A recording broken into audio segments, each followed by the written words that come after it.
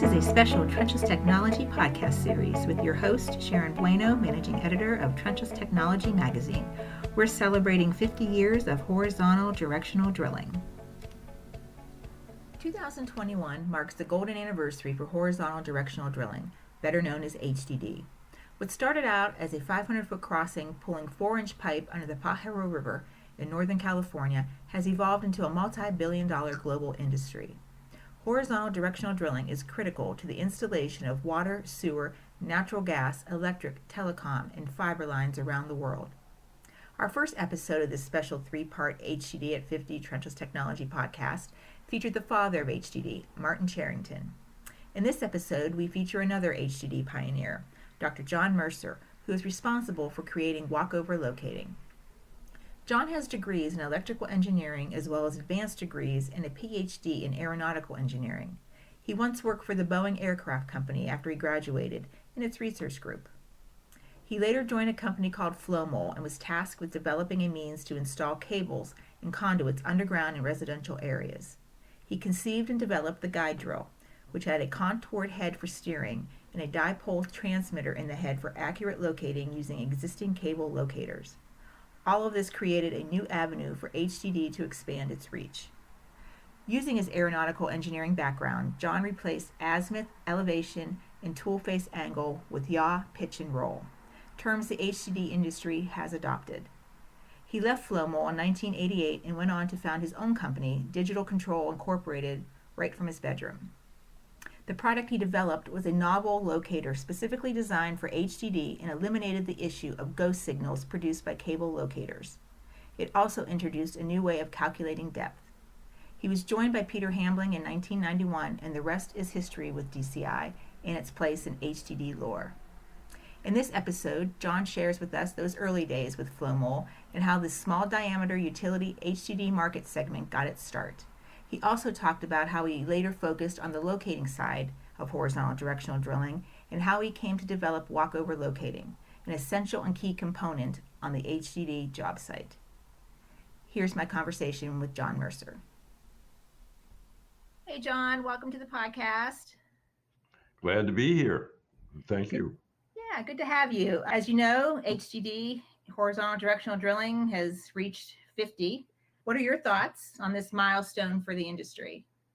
It's really hard to believe it's been 50 years. On the other hand, a lot has been accomplished in those 50 years.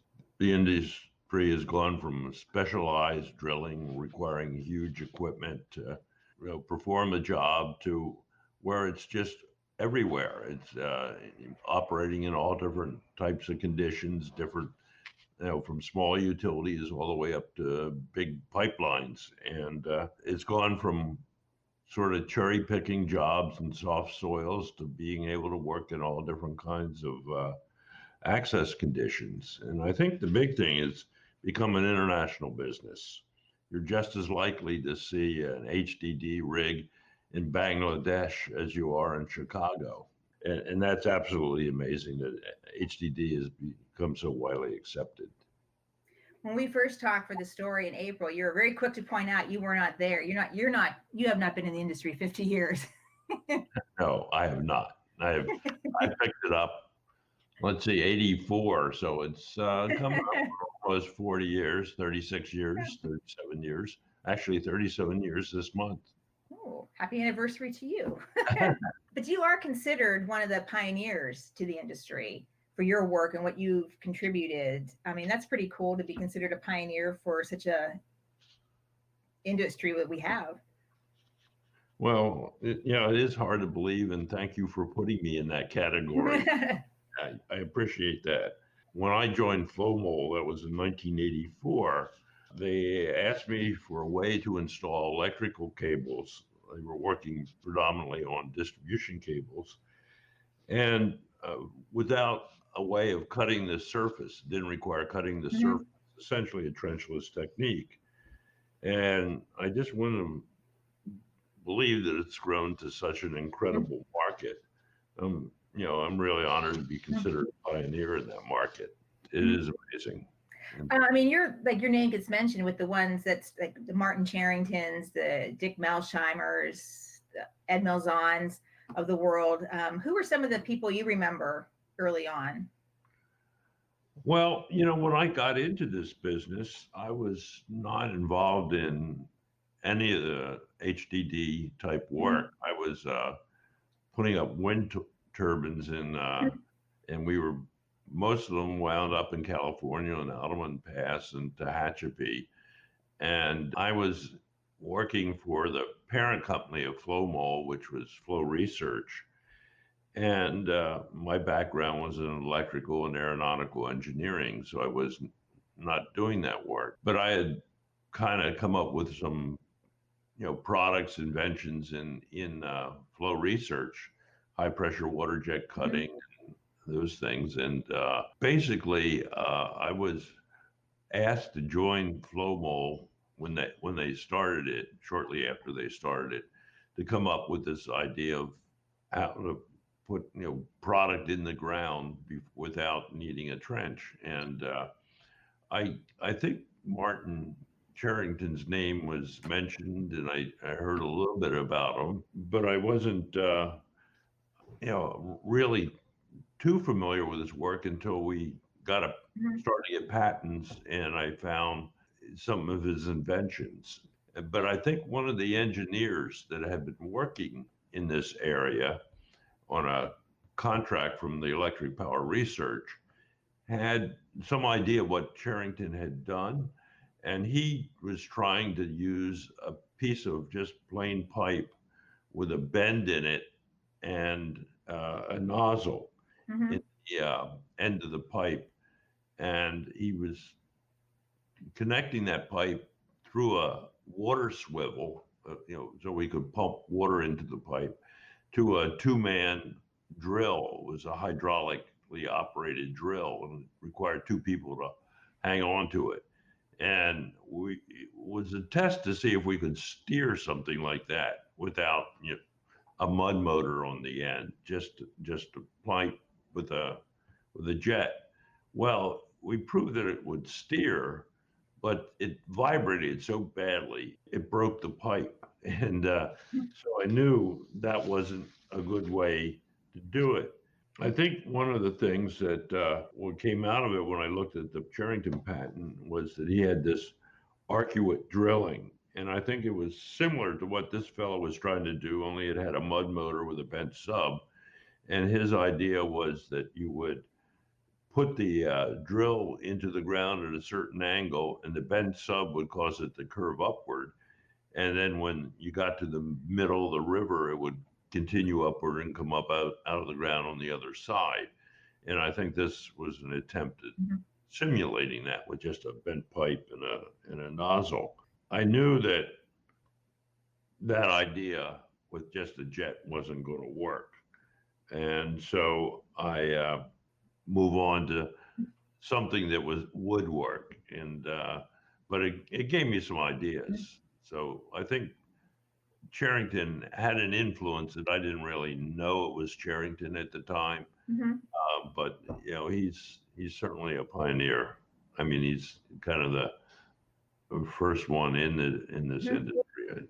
You came at it from not even being in construction, really. Right. So Yeah. you had a different, maybe, perspective to offer when you were Mhm. looking at a way to do it.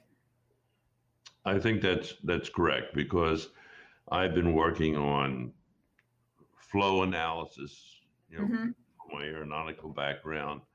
I had done a high pressure water cutting system where I developed this handheld, it's called a water router.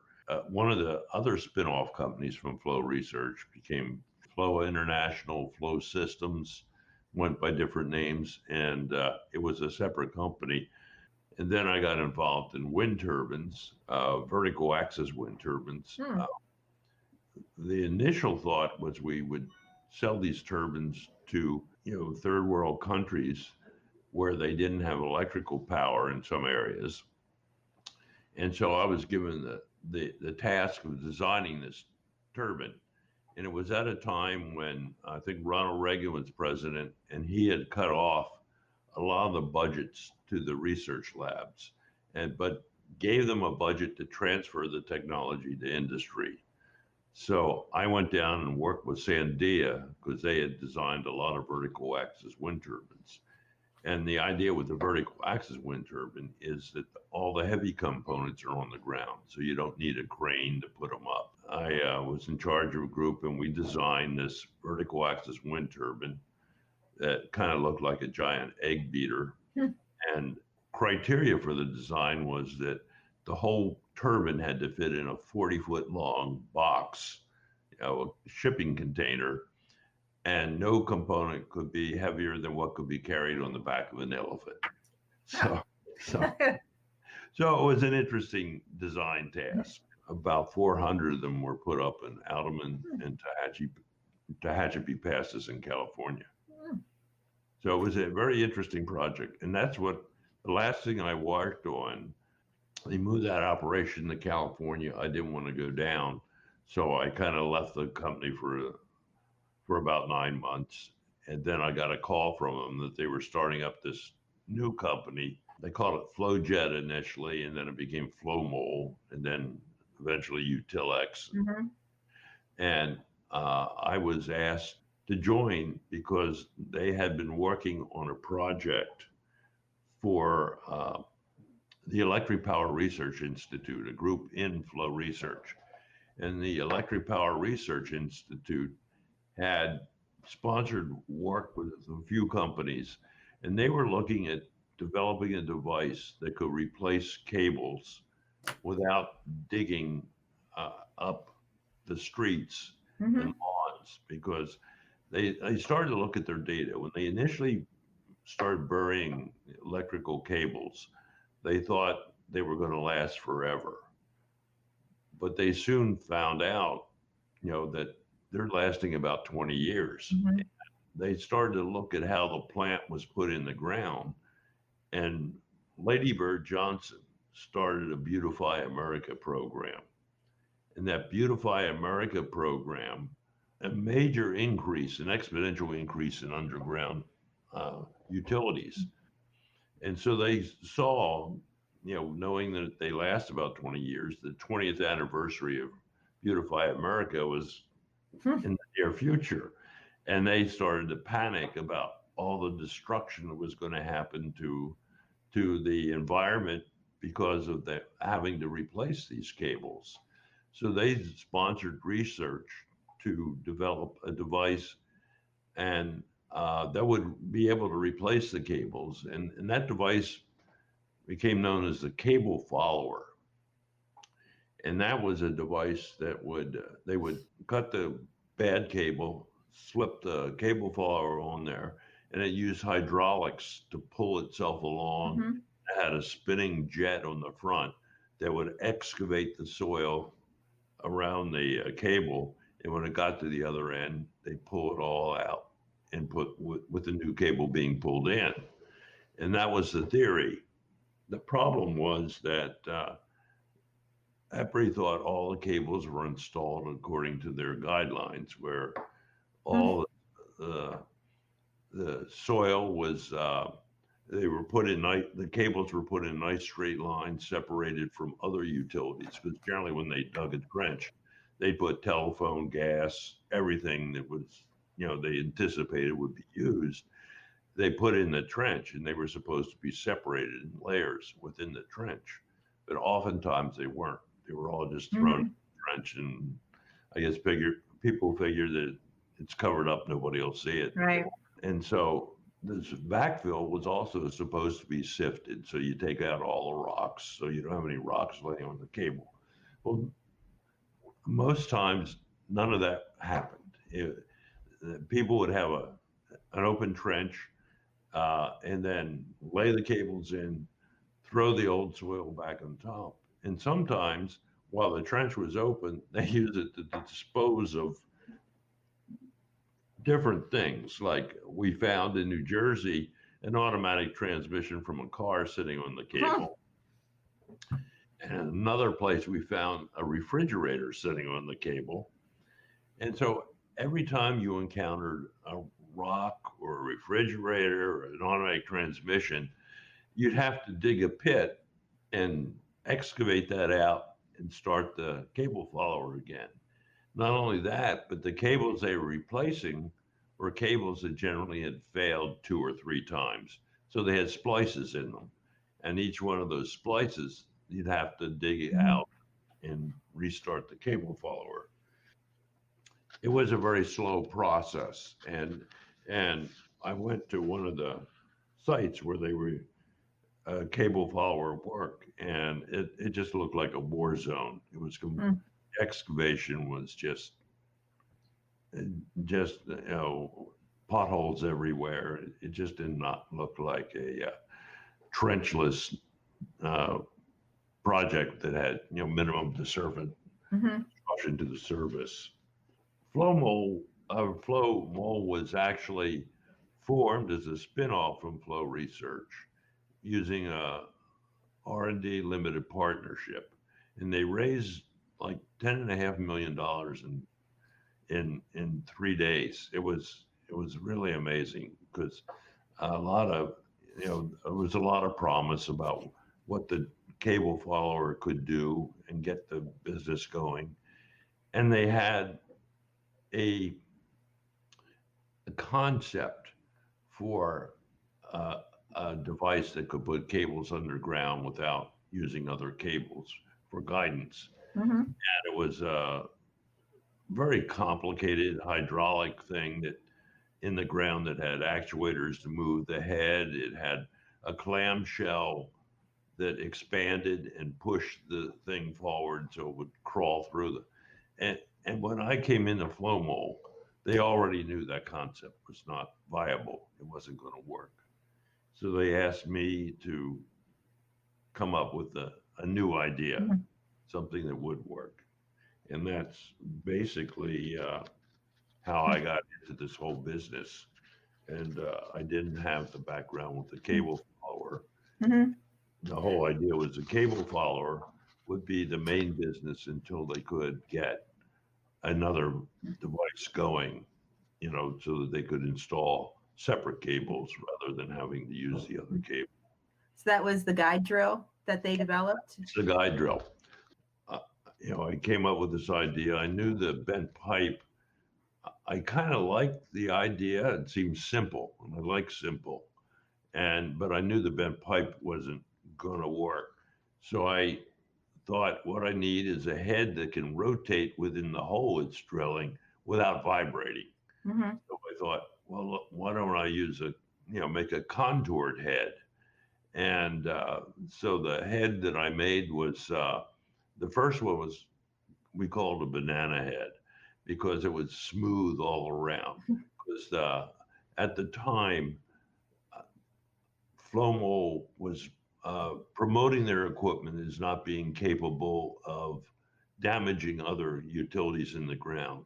And in fact, they had done a lot of research on the high pressure water jets that they were using for excavating, cutting the soil, and showed that they really won't cut through the insulation of an Mhm. electrical cable. And so they wanted the drill to be smooth and so that if it rubbed against the cable, it wouldn't hurt it. Soon learned that smooth was not the best answer, and it was complicated to make. So we just made a cylindrical head and milled a bevel on the front end, and that's what eventually we just used. And with jets in the front end, and the jets helped excavate the soil, and the thing would spin and go in. We got the guide drill. I actually had the guide drill finished about a year ahead of schedule. And that was great because the cable follower wasn't working so well with Mhm. all the pits that they had to put in the ground. So What we year? went, What year was that? it was, I think the guide drill first testing we did in 85. It was Okay. over a year after I joined Flomo. Yeah. Can you describe it as like 1,600 pounds? It was so Yeah, small. it was, even I knew that the two-man drill motor, hydraulic motor, Mhm. pushing it was not enough. So I knew that in addition to the head for guidance, we had to have a rig that could actually put more force on the Mhm. drill. and that rig had about 1,600 pounds of thrust. And by today's standard, it's trivial. But it would cut into the soil. So I had the head, the rig, but I needed a way to determine where the head was so we knew how to steer it. So the first thing I tried was just I knew I I knew that Bell Labs, I found out when I was working there, it's been about 20 years trying to develop a way of putting telephone cables underground and really didn't come up with a viable idea. But they had come up with a guidance system. So I looked at that and it was extremely complicated. And I thought, no, that doesn't seem right. And then I started to look at cable locating. That seemed to be a simple idea. So the first thing we tried was clamping transmitter for the cable locator over the drill pipe and then trying to find it. Well, a cable locator is designed to find a long wire in the ground. As you get to a kink in the wire or to the end of the wire, it completely falls apart. You can't really identify where it is. So I knew that wasn't by itself wasn't going to work, but I thought maybe if we had a different signal from the drill head than just the cable locating signal, maybe we could locate it with the cable locator, Mm-hmm. and that led me to the dipole transmitter, which we could make small enough to put into the head of the drill. Now, Flomo had no electronics lab or anything at the time, so I contracted out and found somebody who could make the transmitter for me. Mm-hmm. And so we tried it. And sure enough, we could pinpoint exactly where the head was. The only issue with the cable locator then was that its depth calibration was made for a wire, not for a Mm-hmm. dipole transmitter. So I made a chart because there was a one-to-one comparison. I could say when it says it's this deep on the cable locator, it's actually this deep with the dipole transmitter. And so then we could locate it. And I actually probably did the first drill run with that. I was out in front, you know, doing the drilling, and somebody was on the drill rig.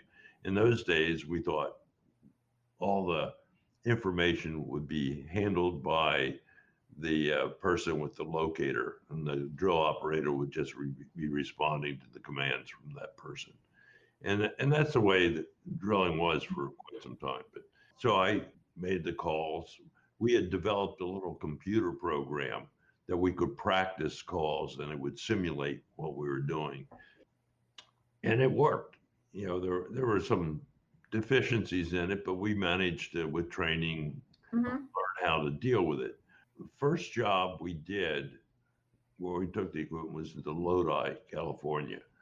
Pacific Bell had a problem. They had a, a development that had rear lot installations on all the utilities. All the cables and stuff were underground in this rear lot.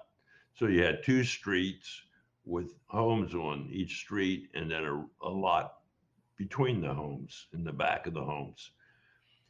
Nobody did anything to maintain the easements over the years. So the owners more or less claimed the easement. They put up a Mm-hmm. fence.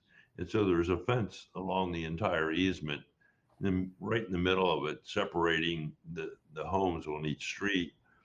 And the cable was under this fence. Not only that, but once they had the fence up, the homeowners started to claim the the land that was up to that fence. And so we found rock gardens, garages, and even a swimming pool that were over the easement.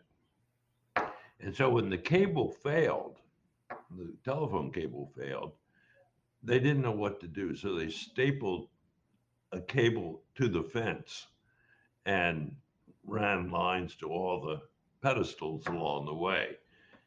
And so we were in trying to find business. We found this fellow in Pacific Bell that was very interested in our work and became kind of a proponent for our work. And they decided to give us the most difficult job they had, which was replacing this cable which was under the fence. And so we had a block that was about 750 feet long, and the most drill pipe we had was 400 feet.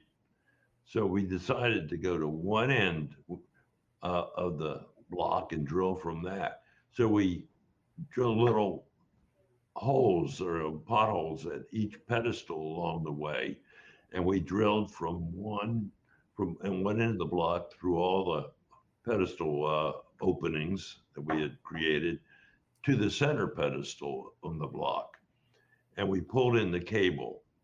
Then we went around to the other end of the block and drilled to that center pedestal and pulled the other end of the cable in. And the hole was just like a lubricated conduit with the mud that we use for drilling. And we just reached down in the hole and pulled the cable up, and then they hooked it to the pedestal. They were absolutely amazed that we could do something like that. Unfortunately, the phone company did not want to pay the price that we were charging for it.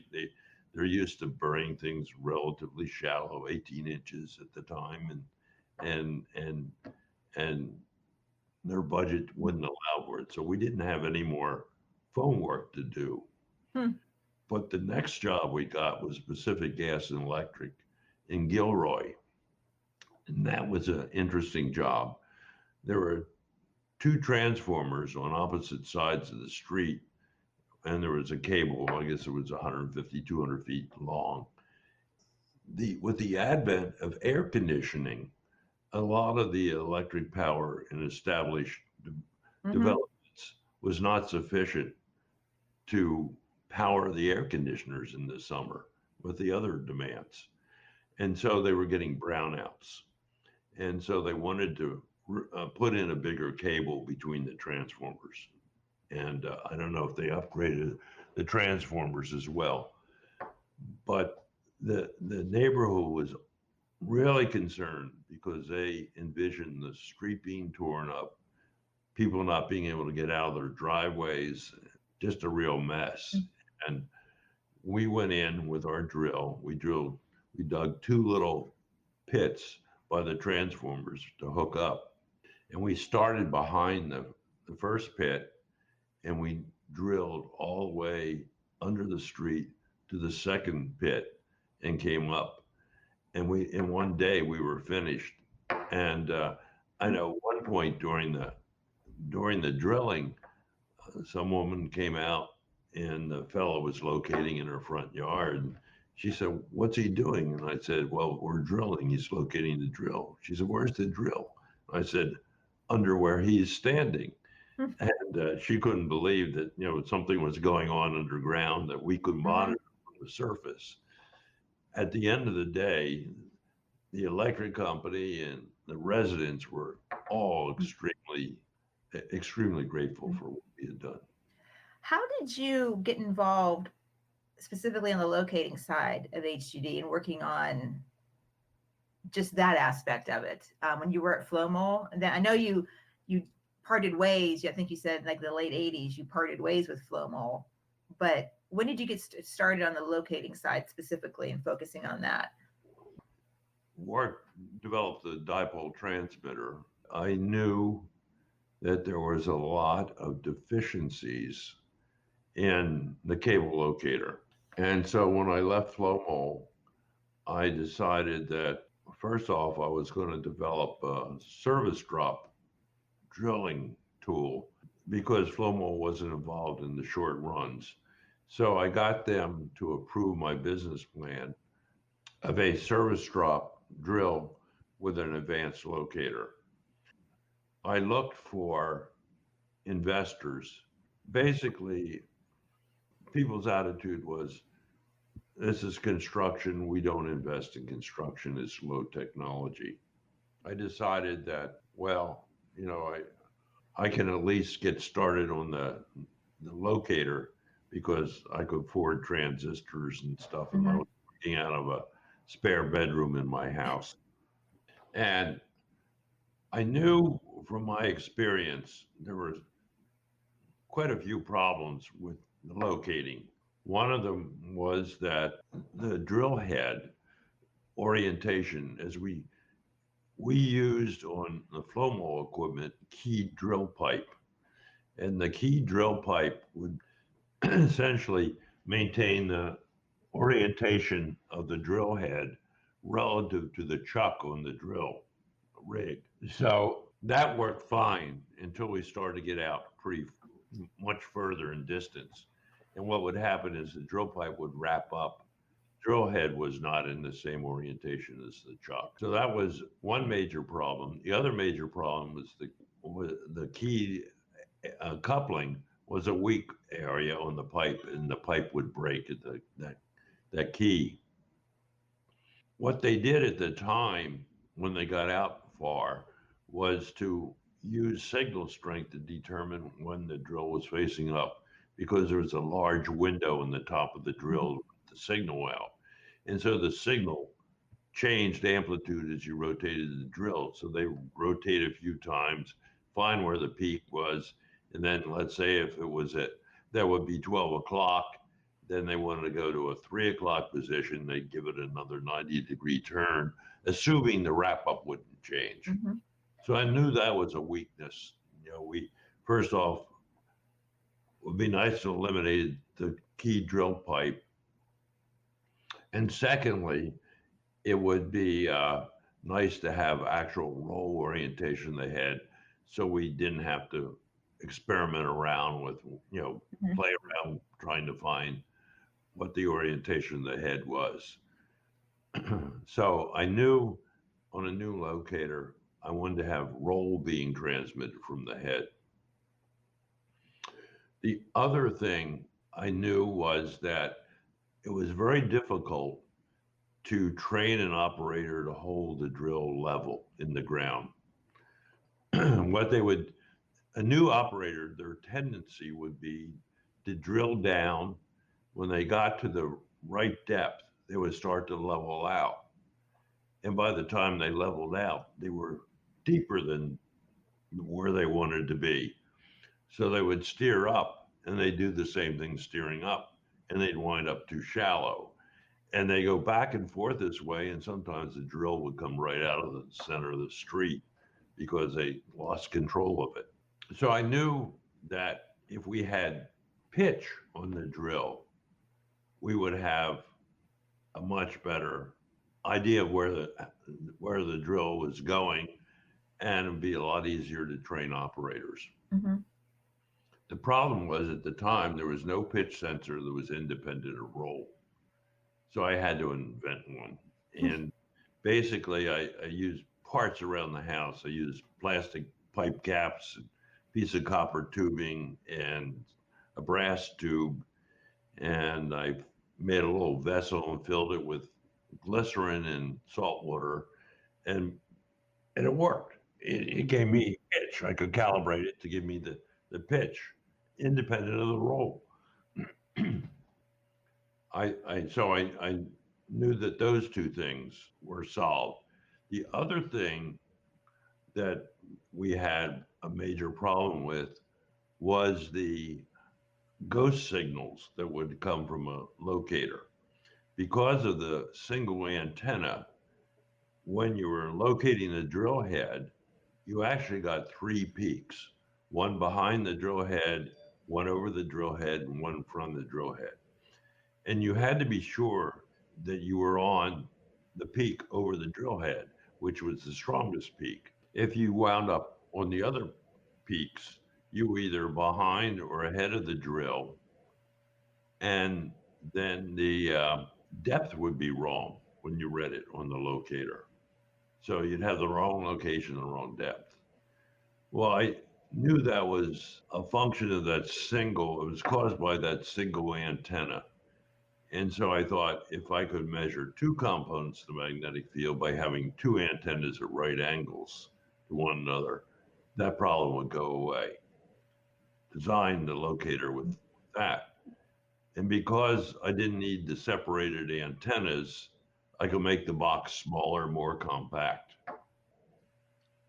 One other thing that the operators didn't like was that with a cable locator to get depth, you press the button and it would take data from one antenna for a period of time, switch to the other antenna, which was higher up in the locator, about 18 inches higher, and it would then ratio those two signal strengths and calculate a depth. Now, that was something they didn't like waiting for. They wanted instantaneous depth. So I figured if I made the transmitter so its signal strength remained constant regardless of the battery condition, which the old transmitters were not. As time went on, the batteries would get weaker and the signal would get weaker, and they couldn't measure as deep because they were losing signal strength. So I thought, well, if I made the signal strength constant until the battery actually died, then I could use the signal strength itself and calibrate the signal strength and be able to show the depth continuously.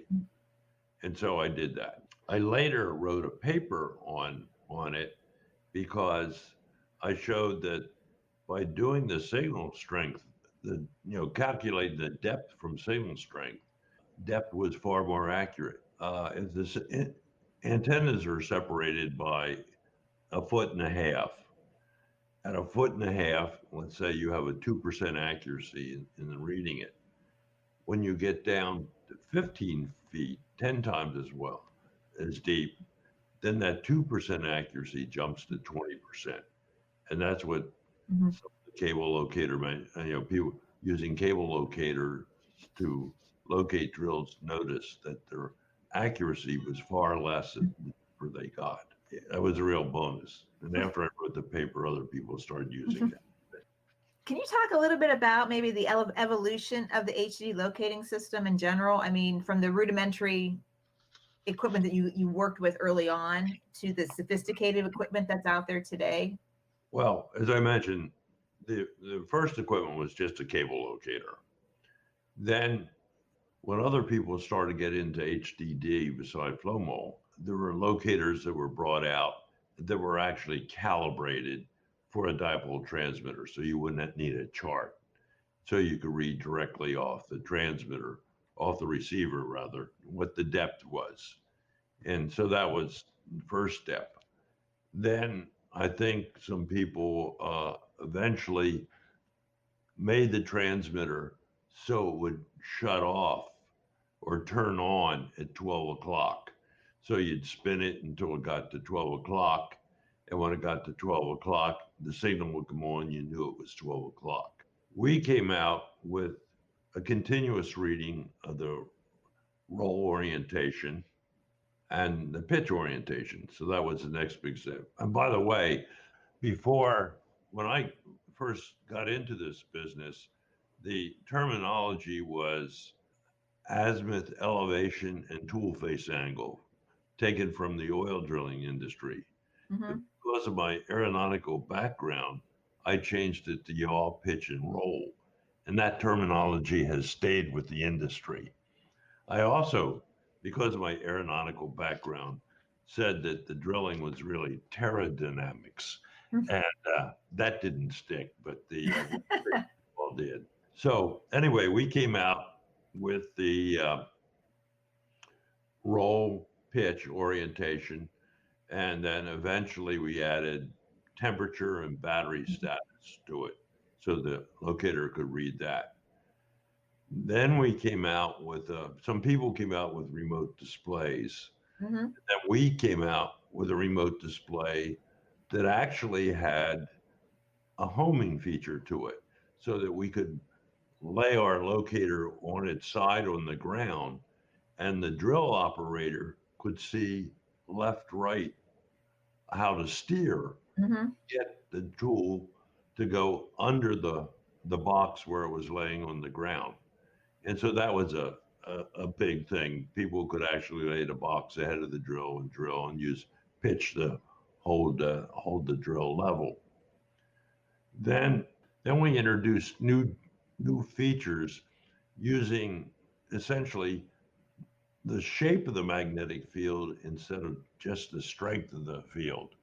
We determined their locate points ahead and behind the drill where the magnetic field was coming out of the surface vertically, and we called them locate points. We had a little plus minus sign on the locator and taught operators how to use those 2 points because it was much more precise than finding the signal strength over the head, particularly as they were going deeper. Because initially, people were drilling telephone at 18 inches, power at 3 feet, and then fiber optics started to be put into the ground. They required cement caps above and below. And we kind of said, why do you need that? We can go deep enough that somebody isn't going to be digging that deep. And so people started drilling deeper to put in things like fiber optics. And then they started drilling deeper to avoid the things that were already in the ground. So it kept getting deeper. When we started the business, I think the locators would go down about 10 feet. And I think our first locator went down 16. And then it's gradually evolved going down to 100 feet or more. It's amazing. It's, after we came up with, some of these other improvements in 2000, we came up with the Eclipse locator. And there, what we used is the more of the field orientation from the dipole transmitter. We used that to create a screen. It was like a radar screen, and it would show where the locate point was relative to where the operator was standing. So no longer did they have to move the locator back and forth and step around. Right. They could walk directly to the locate point. And that was a huge Mhm. improvement, really sped up the operation. It's kind of evolved that way. And the latest things we're dealing with are noise, backgrounds, with electrical transformers and cables in the ground, and there's electrical noise that interferes with the signal. And it became a huge problem in China because I think there are fewer restrictions on the equipment they put on electrical lines, so they Mhm. create more noise in the ground. And we first came up with a two frequency transmitter that you could change frequencies from one to the other to try and uh, get a better signal. One frequency worked one part of the run, a different frequency in another part of the run. But eventually, we needed more. So we came up with the Falcon series, and the Falcon is the latest series, and it uses hundreds of frequencies. Mhm. And so the operator can walk the bore path and get a presentation of what the noise looks like in different areas. And then they can pick a couple of frequencies to program the transmitter and the locator to those frequencies so they can use the two best frequencies that would run in there. That's been a major accomplishment for dealing with noise. We also wanted to work better under streets with rebar reinforcement. The higher the frequency, the more rebar interferes with the signal. So we came up with the sub K transmitters, very Mhm. low frequency transmitters, and the signal goes right through the rebar. So we can do major highways and runways without interference, and other places where there's a lot of metal in the ground. I mean, it's amazing how far the technology has come in the last like 25 years or so since you Yeah. started DCI. How would you describe today's HDD market? I think the market has suffered a setback because of the coronavirus. The demand hasn't necessarily gone down, but what's happened is that some of the municipalities have, you know, Mhm. cut back on services they provide, and so approvals of some jobs have taken more time than usual. But it hasn't been that bad. But one of the things I think the virus has done, it showed the need for more connectivity. The internet, as it stands now, is not sufficient. There's not enough people connected to it. People are needed to work from home, and they needed probably more bandwidth than they have. I know where I live, I only have 5 megahertz. I mean, it's considered nothing anymore. It's been that way for 20 years. It was good when it first came in, but it hasn't Yeah. changed. So we have schooling at home. We have people working from home. People being at home use the internet for entertainment more. So I think it's created an awareness that we have to do more. We have to get it Mhm. into the rural areas. We got to bolster the areas that have subpar service. I think all that. So I think there's a very bright future, just the internet Mhm. alone. And the other thing that's always bothered me is I've gone to somebody's home and they have this great view out their window, except for this utility pole with a dozen wires hanging off of it. I just, I look at it and I say, it kind of reminds me of the song. It just doesn't have to be that way. And I know it's a upfront expense for the utility companies, but in the long run, it saves them money. Mhm. Storms take down those lines. You do hear more and more about the overhead lines being put underground because of storm damage is a primary Yeah, reason why. what's happened is that like in our house, we're kind of in a more remote area, and we probably have 3 or 4 power outages a year. And they keep putting the same lines up. At one point they had this program to underground all their wiring, and then the 2008 recession hit, and they sort of dropped it. And I was talking to one of the fellows from the electric company the other day, and he said, "Oh, they solved the problem. They have better insulation on the line." He was assuming the problem comes when a branch touches Hmm. the line and shorts things out. But it's not the branch, it's the tree coming down and the line down. That's the real problem, and it's a shame they haven't gone back to the Yeah. program of undergrounding their whole plant. Yeah. I mean, you're obviously very passionate about the HDD and locating. So, what is it about all this that has kept you involved all these years? And I mean, you're a young man. What are you still doing today? What are you working on today? Well, actually, Peter Hambling and Peter's my partner, have kind of stepped aside and we let my son Matt and his oldest son Colin take over the business. We're not uninvolved. We read our daily emails. I occasionally throw in an idea or two to kind of move things in the direction I think it should go. But Peter has a World War II bomber that he likes to fly around, and I have a helicopter I like to fly around. And we both have airplanes that small planes that we fly. And I'm building an airplane and using my aeronautical background to redesign the thing. And we keep busy. We don't, Well, that's pretty cool. The World War II plane, a helicopter. I mean, you guys are going like back and forth on who has what.